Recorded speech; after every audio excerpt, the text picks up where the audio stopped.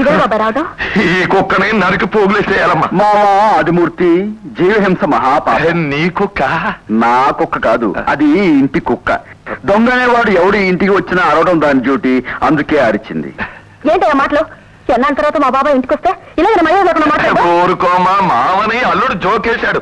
బావగారు ఎక్కడ నమస్కారం చేసుకోవాలి. బావగారు నన్ను మన్నించండి, బావగారు మన్నించండి. ఏమిటాధిపతి ఇది?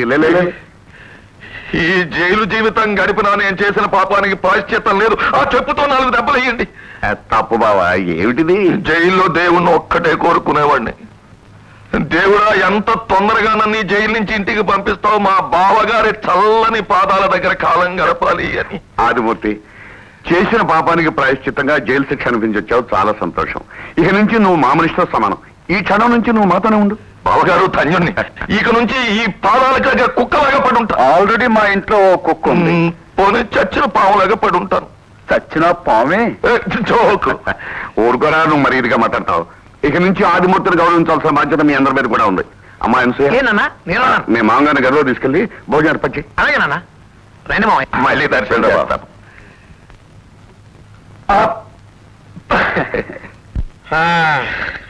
నేను వేడి నీళ్ళు రెడీ చేస్తాను, మీరు మాట్లాడుతుండండి. అలాగే. ఏమిటండి మరి జైలు విశేషాలు ఏమిటో చెప్పండి. చెప్పబుట్టి పెట్టారా? రాళ్ళు కొట్టించారా? మనంతా స్పెషల్ ట్రీట్మెంట్. అయినా ఈ నల్ల కుక్కని ఎవరు తీసుకొచ్చారయ్యా? మీరు జైలుకి వెళ్ళిన తర్వాత ఇల్లంతా బోసిపోతుంటే మా రవి గారు తెచ్చారు. జోకేస్తావయ్యా. ఈ చెయ్యి జారింపు ఎప్పుడు అలవాటైంది మీకు? జైల్లో ఉండగానే అలవాటు. మాట్లాడగా కొట్టడం మెదవది నాకు ఇప్పుడు అలవాటైంది. జోకు.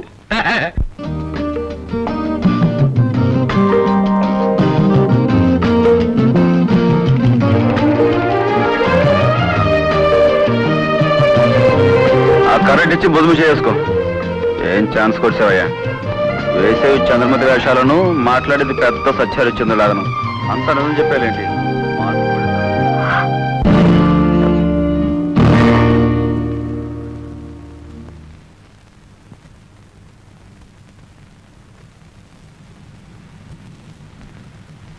ఆయన నన్ను ప్రేమించారు నాన్న. ప్రేమించడం అనేది హృదయాలకి సంబంధించిన విషయం అమ్మా. కానీ మీరిద్దరూ ఏకం కావాలంటే ఆస్తులు, అంతస్తులు, కులాలు, మతాలు ఎన్నో ఆటంకాలు వస్తాయి. అది తెలుసా అమ్మా? నాన్న, 3 గంటల పాటు వేసే నాటకానికే ఏ పాత్ర ఎవరు వెయ్యాలి అని ఎంచి మరీ నిర్ణయించుకుంటామే. ఆ ఇంటి గౌరవాన్ని నిలబెట్టవలసిన కోడల విషయంలో అంతస్తుల గురించి ఆలోచించడం వాళ్ళ తప్పు కాదమ్మా. మీరు చెప్పింది నిజమే కావచ్చు నాన్న, కానీ వద్దు తల్లి. ఒకనాడు రంగస్థలం మీద అద్వితీయంగా వెలిగిన ఈ రాజశేఖరం అవిటివాడై ఆరిపోయినా పర్వాలేదు. పెళ్లి చేసి ఒక ఇంటిదాన్ని చేయవలసిన తన కూతురు చేత నాటకాలు వేయించి ఆ డబ్బుతో అన్నం తింటున్నాడని విమర్శించినా పర్వాలేదు. కానీ అత్యాశలకు పోయి ఒక డబ్బున్నవాడి కొడుకు మీద తన కూతుర్ని ఎరవేశాడు అన్న అపఖ్యాతిని మాత్రం నేను భరించలేనమ్మా.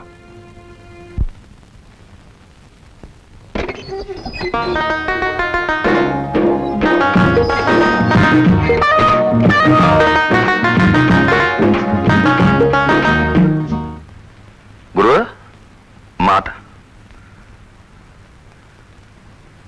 ఈ రాజ్యంలో ఆల్మోస్ట్ ఏమైనా దొరుకుతారా? నేనేమన్నా బాగున్నా అనుకున్నారా? అది కాదు. ఇక సంసారం చేసుకునేవాడు తప్ప వ్యభిచారం చేసుకునేవాడు ఈ లాడ్జింగ్ లో కాదు కదా. ఈ ఇదిలో నేను నడవడానికి లేదని మా ప్రొపరేటర్ గారు ఆర్డర్. అమ్మయ్య, ఇలాంటి దానికోసమే ఊరంతా తిరుగుతున్నానే బాబు. ఫ్యామిలీకి రూమ్ ఇస్తారా? ఎందుకేమో డబుల్ కార్డ్ మాత్రమే చెప్తా. చాలు. ఇదిగో డిబేట్ చెల్లేని లాడ్జింగ్ అంట. దిగు రా.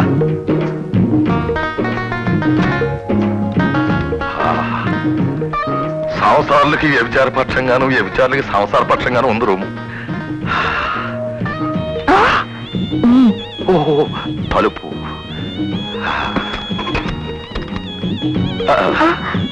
మళ్ళీ ఏం అభ్యంతరం వచ్చింది? పాడు బూటు. ముందు క్యాలెండర్ తీసేయండి, నాకు సిక్కేస్తుంది. రాధాకృష్ణుల బొమ్మలోనే నీకు బూతు కనిపిస్తుంది అంటే నువ్వు 100కి 150 పాల పతివ్రతం అన్నమాట. మళ్ళీ ఏమొచ్చింది స్వరాజ్యం? ఓహో, ఇంతటి బహుపతివ్రత నా జీవితంలో మొదటిసారి టచ్లోకి వచ్చింది.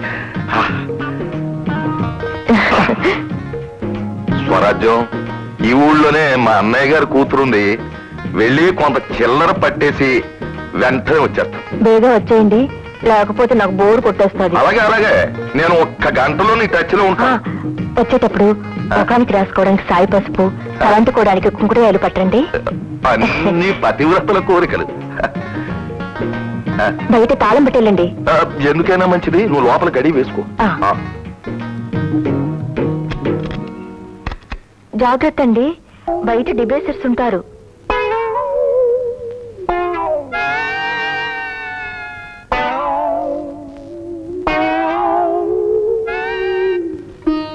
సంప్రోక్షాయ గుణ విశేషణ విశిష్టాయాం యావశ్య గుణయావశ్య మహాయావశ్య అఖిలాండకోటి బ్రహ్మాండ నాయక ఓం బోధోత్తరం దత్తావత్రేణ్యం భర్గో దేహిత్య ధీమహి ధియో యో నః ప్రచోదయాత్. దేవుడికి ఆనందానం పెట్టుకున్నావమ్మా. ఏముంది, మా ఆయన ఎప్పుడు నా మాట మీద నడుచుకునేలా చూడమని కోరుకున్నాను. అయిపోయిన పెళ్లికి బాధ్యాలు ఎందుకని, ఆల్రెడీ నీ కొంగను కట్టేసుకున్న నీ మొగుడు గురించి మళ్ళీ దేవుడి హెల్ప్ ఎందుకమ్మా? అన్ని విషయాల్లోనూ అడ్డగోడగా ఉన్న మీ మరిది మీ అత్తమామల దృష్టిలో ఉత్త బేవర్స్ అయిపోవాలి. దండ పెట్టుకో. ఓ పక్క నుంచి దేవుడి హెల్ప్ ఉంటుంది, మరో పక్క నుంచి నా హెల్ప్ ఉంటుంది. మొత్తం ఆస్తి మీకు వచ్చేస్తుంది. అవి తొడక్కు, అవి చూడు ఎంత బాగున్నాయో. తొడిగి. అది నాది కాదు బాబాయ్. బాబాయిని చెబుతున్నాను, మంచి ఎక్కడున్నా సరే గ్రహించమన్నారు పెద్దలు. తొడిగి.